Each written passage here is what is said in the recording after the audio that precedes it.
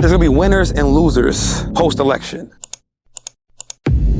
We want you to get on the winning side, right? Get on the right side of how things work so that you can win regardless of who's in office. Because we were winning when Trump was in office, we were winning when Obama was in office, we were winning when Biden was in office, and we're looking to win when Trump is in office again. So whether you are Republican or Democrat, just win. What's up, guys? Welcome back to another episode of the Melanin Money Show, Turks and Caicos edition. Yes, sir. Right, so we decided strategically to come out to Turks and Caicos the day after the presidential election because we knew that regardless of who was going to be in office, there were going to be different things that we needed to think about going into 2025, and we wanted to get a head start on planning as soon as we got that news. So we decided to come out the day after the election was over.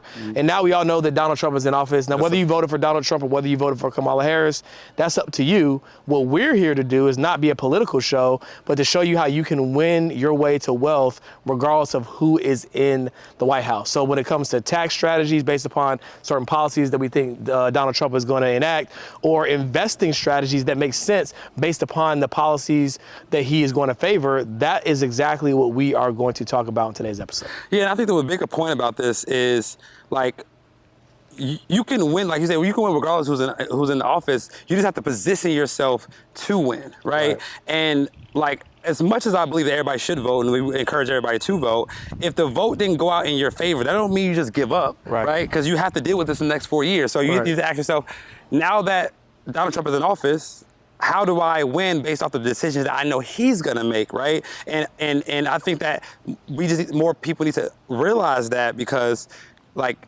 you can, after you vote, you can't do anything else after that. You know, you could be upset for 4 years and then not move. So I think it's very important for everybody to understand, like, you have the opportunity to win regardless of who's in office. You need the right strategy to be able to do so. Yeah, I mean, it's energy management as an asset class, right? Like, focus on what you can control. Yeah.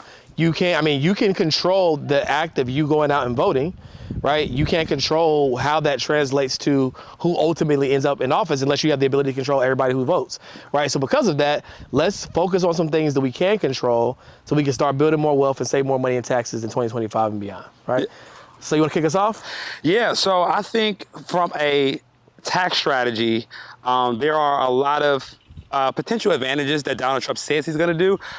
Before I get into that, I just want to spend a little bit of time talking about what he did in the past, right? So when Donald Trump was elected previously, he enacted some very important tax regulations that favored a lot of small business owners. So I think the first step that we need to understand is that Donald Trump's goal is to build tax policy that will favor the small and big business owner. One of the things that he enacted in his last Tax Cuts and Jobs Act, he enhanced the bonus depreciation on businesses buying assets to 100%. What that means is that you were able to write off 100% of any asset that weighed over 6,000 pounds. So this meant equipment, this meant cars, this meant trucks, this meant planes, this meant boats. And his goal in doing that was to increase the spending in the economy. So in 2024, the bonus depreciation has dropped then from 100% down to 60%, and it's projected to go to 40% next year. With Donald Trump back in office, one of the things that he says he's gonna do is he's gonna reenact that bonus depreciation to get us back to that 100%. So now all the people that want to buy the 6,000-pound G-Wagons, they can buy the whatever car you want to buy, right? Now, if you buy an asset over 6,000 pounds, you get to write off 100% of it in the first year, which could which could increase the economic spending in all states. For the benefit of the listeners and the watchers, and if you're not watching, we say this often, but if you're not watching this one on YouTube, like, please watch on YouTube. Watch this one on YouTube. Beautiful, beautiful backdrop here. Yeah. But for the benefit of people who maybe didn't know about economic policy beforehand, do you remember the bonus depreciation rules before he was in office and kind of what the percentages were? Yeah, I think it was. So I don't think you could bonus depreciate a percentage. I think it was just a fixed number, if I'm not mistaken. Right. And you can still depreciate an asset, but it just, when it was over a certain weight limit, you couldn't get 100% of that depreciation in that first year. So, and again, the benefit of that is I can go buy an asset. I can go finance an asset, put no money down on a $100,000 piece of machinery for my business. And if I finance 100% of it, I get to write off 100% of the cost as if I bought it with my own money. So Right. people were able to use debt to eliminate taxes, and it just allowed people to, one, buy more things, but also allow the debt to increase in the economy, which obviously helped banks. So it really helped stimulate the economy. And I think that if people are talking about a potential recession, instead of pumping money into the economy, increasing people's overall buying power and spending could be something to potentially reduce the recession power. Which is true, but to give you guys an economic lesson 101, because a lot of people try to blame some of what happened, when Biden was in office on Biden, but a lot of it was kind of a derivative of some of the things that Trump did, right? Because what happens is we only have a certain amount of productivity as individuals, right? You get paid for the value you bring to the marketplace. So when your productivity or your purchasing power gets extended through economic stimulus, right, and things of that nature, what happens is now it creates more demand in the marketplace because people, based upon their limited productivity, have more spending power than they ordinarily would have. So now there's more people that want to buy stuff than there are goods. So what happens is now businesses have to increase prices to curb demand. Then those same businesses turn out and they take advantage of the access to capital and they get more inventory. They grow their team, right? In anticipation of this stimulus being something that's going to last for an extended period of time. Then everything gets more expensive because of the supply and demand issues.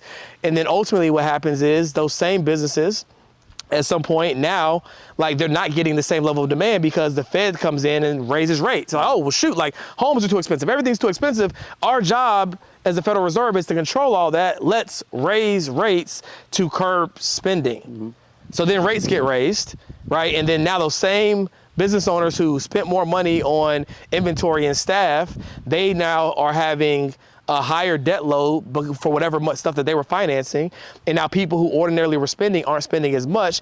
And so that is how we end up in a recession. Now, here's the truth. I'm telling you guys that to let you know that there are booms and busts. So with Trump, you will potentially be able to benefit if he enacts these policies. You will be on the good side of it if you act right and be good to the money. But do understand that for every action, there's an opposite but equal reaction, right? So don't become over leveraged just because of the access to capital that you might get or the decreased regulations that might come in order to stimulate the economy. Okay, so one question I want to ask you is that we saw once Trump got elected that stocks hit an all-time high. Yeah. Like we haven't had that big of a stock jump in a single day in the last 2 years. What do you think that was due to? Yeah, I think it's a byproduct of the way the stock market works is it kind of pre-bakes in anticipation of where things are going to go, right? You might have heard the terminology, buy the rumor, sell the news, right? So now Trump is in office, we're buying the rumor of what we believe to happen when he's going to be in office, right? So we believe that Trump is going to be the first crypto president, right? So we saw crypto hit all-time highs. We believe that Trump is going to have an impact on the regulation in like the banking sector and is going to decrease regulation. So we're going to see an increase in banking stocks, right? So based upon the policies and the things that we think Trump is going to do, people are voting with their dollars to essentially get ahead of it. Because remember, he's not in office yet. Yeah. So people are like, well, shoot, let's go ahead and get ahead of it because all the people that don't know how this works, we're going to sell and take profit on them once he actually gets in office, right? So I wouldn't be surprised if we saw a slight sell-off, right, shortly after he gets in office. Then the way the news works, they're gonna be like, oh, Trump gets in office and stock markets. Like, no, they already just baked in what their decision was, and all the people who don't understand how the market works, they're just getting left holding the bag, right? Got you, so got that's typically how that scenario works. Okay, so because, I mean, it's just like financial literacy 101, right? Right. Like, stock prices usually are adjusted before the actual thing happens. Right. So, for instance, Elon Musk released his new, new cars, new robots, things like that. The stock price changed that day before the production even happened. Right. So I think one thing people need to be cognizant of is that if you're like, don't get in late and be caught holding the bag. You said something earlier, like it's about to be a bunch of musical chairs. And Right. dance to the music, Yeah. but just make sure you're sitting down. Right. While there's still chairs available. Because we saw it, right? Like you heard people being called pandemicpreneurs and all the things, right? Like there was a lot of money flowing around. And here's the thing: no one said that you couldn't be successful chasing a trend. Right? Like no one's ever said that. The question is, how much do you maximize that season? Yeah. right? So whatever policies, opportunities, money-making options that come as a result of Trump being in office, take advantage of it, but don't be dumb, right? Yeah. Don't go trick off the money. Be good to the money, right? And do great things while you have the opportunity. Got it. So for the second tax strategy that I want to talk about, or at least thought process around taxes, is that Donald Trump potentially wants to eliminate taxes on overtime, wants to potentially eliminate taxes on tips, and wants to potentially lower the corporate tax rate. So I just want to give our listeners insight into what that could mean. So number one, if you do bottle service, if you work in hospitality, all those things, 50% of those people's money is in tips. Mm-hmm. So potentially your tax bill, if you're a waiter, if you are a bartender to deliver bottle service, or you get paid majority by tips, your tax bill could substantially decrease. Because of that, right? So if you're in one of these industries, I would, number one, be happy, but number two is, how does this affect the restaurant industry as well, right? Do they start paying more and try to accept the tips themselves? Because like restaurants, they pay less than minimum wage because they don't want to deal with the tips. So now we could potentially see a change in the restaurant industry. But number one, if you're in hospitality, you should be happy because your tax bill could substantially decrease. Number two, he wants to decrease the corporate tax rate, I believe, from 21% to 15%.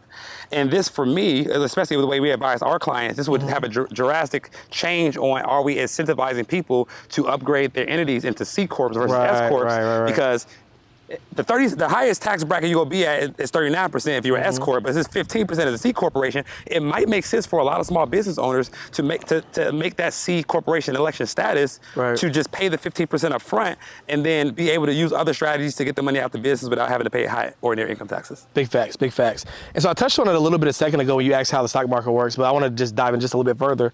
So the other thing to consider with Trump being in office is, just generally speaking, he's not heavy on regulation, right? He doesn't have the heavy hand of government. And as a result of that, right, I think we're going to see less in regulation in the banking sector, right? So rather than just thinking about bank stocks, also think about what the business that the banks are in. The banks are in the business of lending, right? So that could mean that getting access to capital, right, could be a lot looser. It could mean that buying real estate could be a lot easier, right? So while you could also own bank stocks, I also think just paying attention to the banking products and the banking sector as a whole, and there's just going to be, I think, a lot more opportunity from those industries, right? Like, now, what impact will that have on the housing market? I still do think that we're going to see some cuts in rates next year, upwards of 2 to 3 rate cuts, hopefully. So if you factor in rate cuts plus less regulation in banks, we can see a lot more liquidity and money flowing into the market, right? Now, again, right, y'all got to be responsible, because at the end of the day, with that liquidity comes responsibility. That's a bar, right? With liquidity comes responsibility. So just because rates are going down, just because there's more access to capital, doesn't mean that you should be out here getting access to money that you don't know what to do with. One thing we always tell our clients, like, one of our flagship strategies is investing and then borrowing against the value of your portfolio to invest. We say, do not tap into that line of credit until you've predetermined what you want to invest in. Right? So cool. Go ahead and get access to the money. Go ahead and get access to the lines of credit, but don't start using it until you already know what you want to invest in and predetermine the potential ROI on that investment. Yeah, we always talk about this. You want to have an emergency fund, but you want to have an opportunity fund. Right. But you have to have an opportunity to use the fund for. Come on now. Okay, you got to have an opportunity to use the fund for. You do have an opportunity. The money is giving a loaded gun to a child. So my question to you is, again, like, there's no, I don't think yes or no answer, but like, we talked about cryptocurrency, right? Now, whether you believe in crypto or not, that's up to you, but Donald Trump is a fan. Right? So if, is the crypto market and the banking market mutually exclusive? Because in my mind, I thought that if crypto does well and it has less regulation around that type of money, that banks could not maybe perform so well, or people might take money out the stock market to invest in crypto. Do you think they both could go up at the same time if Trump is in office?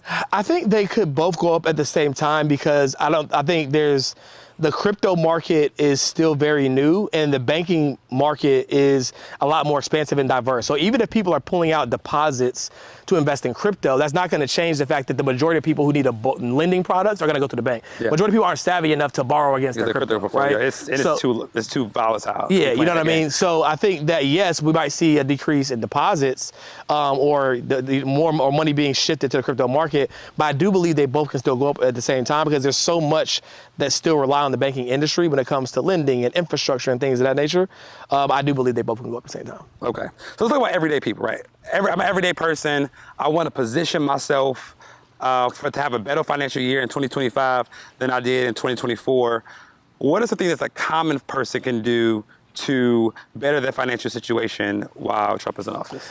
Yeah, I think leading up to him being in office, I think the number one thing you could do is start to look at your actual existing finances and beyond money that you may or may not be able to get access to through his anti-regulation is start to think about how can I have cash on the sidelines to invest in sectors that could likely benefit from the nature of his policy. So for example, I think anything in the energy sector stands to potentially do well, right? So you could potentially look at stocks that are impacted by oil or gas, right? I think those stocks will typically do well under a Trump administration.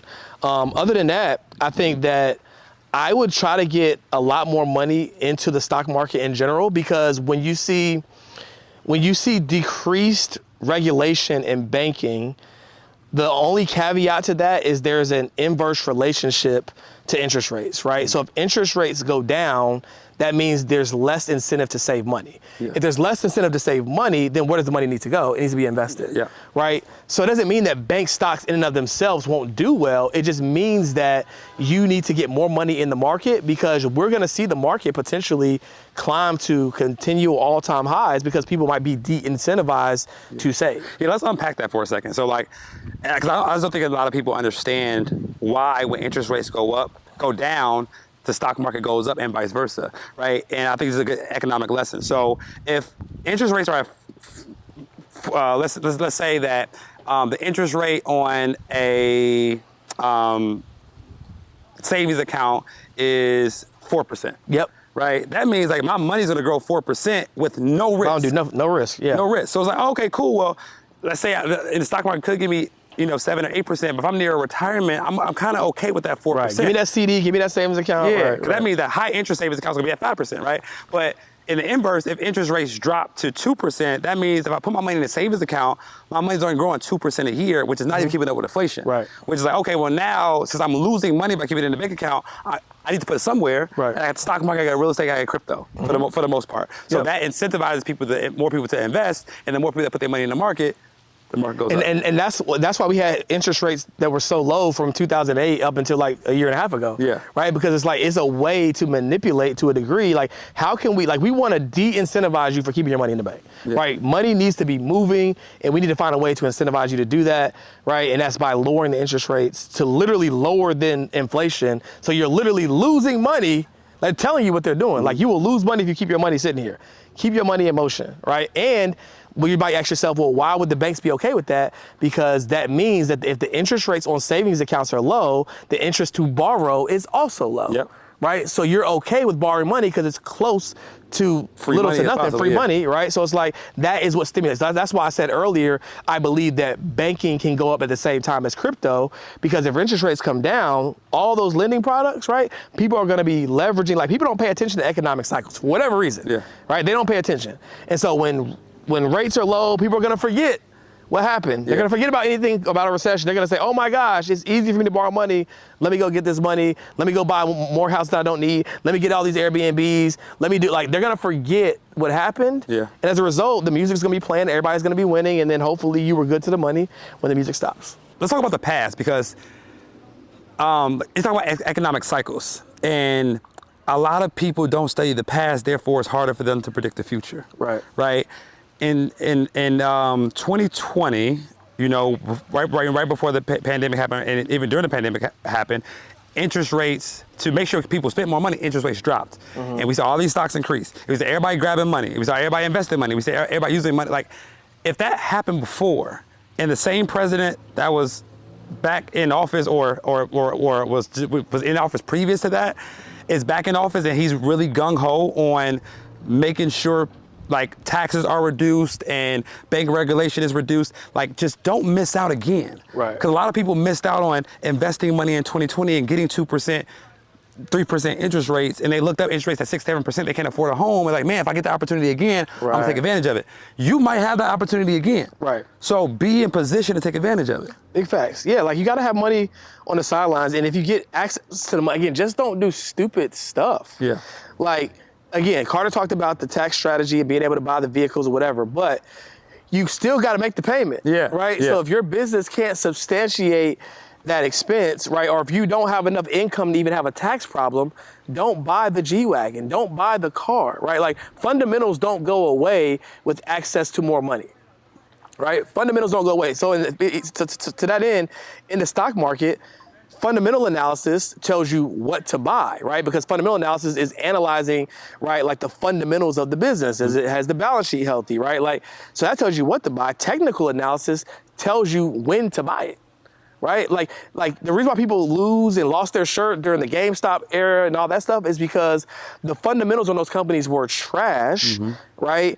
And they were just trying to get into something that was being pumped, right? If you wouldn't buy that company regardless, then you shouldn't buy it. Right now, the same holds true for a high value company. There could be a situation where a very great quality company, right, for whatever reason is underpriced at that time, right? So you will know that, okay, cool, based upon the fundamental analysis, the news is saying, stay away from Facebook. I got receipts on this. People were saying, stay away from Facebook. Facebook is doomed. Meta this, Meta that. And I looked at the balance sheet and I was like, are you serious? Let's double down, right? And we saw how much Facebook has turned around in 2023 and 2024. So when in doubt, look at the fundamentals, and that's gonna tell you what to do. So same thing with your business. If you get access to capital, does your business reserves fundamentally say that it makes sense to hire more? Does it fundamentally say that based upon how much profit I have, I need to deploy some of these tax strategies, right, to not have a big tax bill? If it doesn't say that, and it's just like, well, shoot, they gave me the money. Yeah. Why not? Let's take a company retreat. Yeah. Let's not do that. Right? Like pay attention. Like do that this go around, right? Like the good news is maybe it came sooner than you expected. Because if you're maybe on the other side of this, you're scrambling right now because you were winning during the pandemic, and now the world is back to normal, and you're like, what the heck am I gonna do? I'm not saying it's gonna look exactly the same because we had a black swan event with coronavirus, but there will be some things with his administration that might make it easier for you to win, right? So when that comes around, do right by the money this time. Do right by the money this time. The next thing I want to talk about is the big statement by Trump. He said if he gets in office, he wants to eliminate taxes and tax tariffs. Now, I'm not here to say if it's a good idea or a bad idea. I'm just here to give people understanding of what that means. So. Because I don't know if you've seen the clip when the guy was like, he was selling T-shirts outside of the rally. I saw that. He's like, Trump's gonna tax tariffs, not me, the people overseas. He's like, no, you pay the tariff, like, you know what I'm saying? And so I just want to give people a fundamental analysis of what that means, so that you all can know if it gets passed, how it's gonna affect your company. So if Donald Trump eliminates income taxes, right? Cool, we don't pay any taxes no more. But then he replaces that by taxing on imports. So it's going to cost people more money to receive goods from overseas. Right. To try to de-incentivize them from doing business abroad and doing more business here. Yeah. So my example, my sister, she sells wigs, weaves, and bundles. Her supplier is in China. If they're taxed on tariffs, her price is going to go up for that same inventory she wants to buy, as it go up 10 to 20%. So then, if her inventory goes up 20%, do you think she's going to eat the cost? Right. No, she's going to need to raise her prices by 20%. Right. And if she raises her price by 20%. Guess what? That affects the person that wants to buy the bundle to get their hair done. Right. So you at home, yes, eliminating taxes is good in the short term, but that means that most things that we buy day to day could expensive. drastically increase, and that's off the tariff increase, not including inflation, which is already at an all-time high. Right. So, like everybody was saying, it's a good idea. Maybe yes, maybe no. But at least need to learn how the economic works and how somebody has to hold the bag. Somebody has to hold the bag. And if they keep the suppliers in the U.S., guess what? They went overseas for a reason, Right. Because it's cheaper. Cheaper. So if they bring it in house with U.S. suppliers, the price is going to go up anyway because it costs more to produce. So regardless, it's going to increase the price of goods and services overall, and you, the consumer, are going to be the person that has to pay for it. Right. So don't get hit with the smoke and mirrors of thinking like, oh, my taxes are going to be lower. But the reality is, for every action, there's an opposite of equal reaction. Like we all took algebra back in the day, at least I hope we did, right? Whatever happens on one side of the equation has to happen on the other side of the equation. Like the money doesn't disappear or vanish. It has to come from somewhere. Yeah. Right. And unfortunately, the consumer in this example could be left holding the bag. And I don't think any of us want that. So again, we don't know what's going to happen, right? We don't know exactly what policies he's going to implement, when he's going to implement, how long it's going to take. But these are some things that potentially could happen. But what I do love about the stock market side of it is that you have the opportunity to invest and grow your net worth passively based upon how these industries will ultimately be affected. Because at the end of the day, even if you do get left holding the bag and things become more expensive, okay, cool. Get on the right side of the equation. Own the company that's benefiting from the fact that now everything's more expensive. Yeah. Right? Own the company that's going to be getting an increase. So like Tesla stock, Tesla is one of the best electric car companies we have. If they have to bring their engine production from overseas to stateside, what company are they going to be using to manufacture that? Right. Maybe you should get behind that company. You know what I'm saying? So just understanding how things work, and the power in this episode, guys, is that there's going to be winners and losers. Yep. Post-election. Right. We want you to get on the winning side, right? Get on the right side of how things work so that you can win regardless of who's in office. Because we were winning when Trump was in office, we were winning when Obama was in office, we were winning when Biden was in office, and we're looking to win when Trump is in office again. Right. So whether you are Republican or Democrat, just win. Just win. All I do is win, no matter what.